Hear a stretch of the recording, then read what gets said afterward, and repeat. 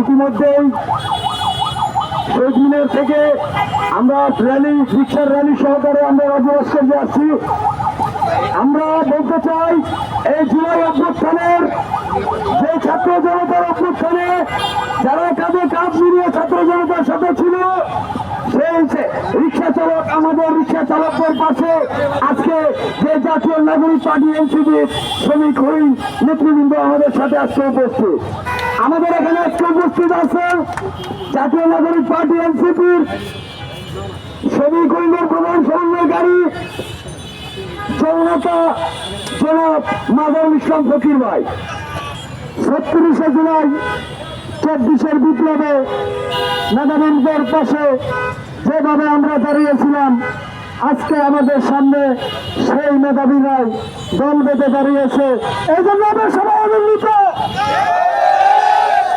সবাই শুরু করে একবার আওয়াজ তুলব, জাতীয় নাগরিক পার্টি আগে চলে, জাতীয় নাগরিক পার্টি আগে চলে, ফসল ভাই আগে চলে, সরব ভাই আগে চলে,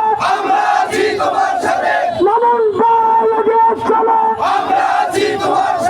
শাহিন ভাই আগে চলে, মাজার ভাই আগে চলেন, মাজার ভাই আগে চলেন।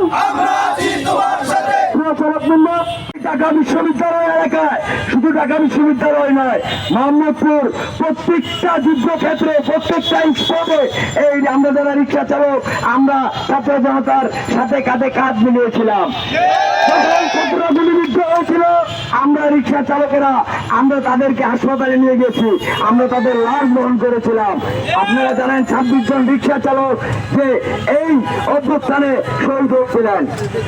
আজকে আপনারা হয়তো অনেকেই আপনারা ধারণা করছেন যে এই রিক্সা চালকদের কর্মসূচি, আমরা বলতে চাই এটা কোনো ছোটখাটো কোনো কর্মসূচি নয়। ঢাকা বিশ্ববিদ্যালয় এলাকায় যারা এই ২৪-এ অভ্যুত্থানে ছাত্র জনতার পাশে ছিল এবং সহায়ক শক্তি হিসাবে কাজ করেছিল এই রিক্সা চালক এবং এই রিক্সা চালকেরা।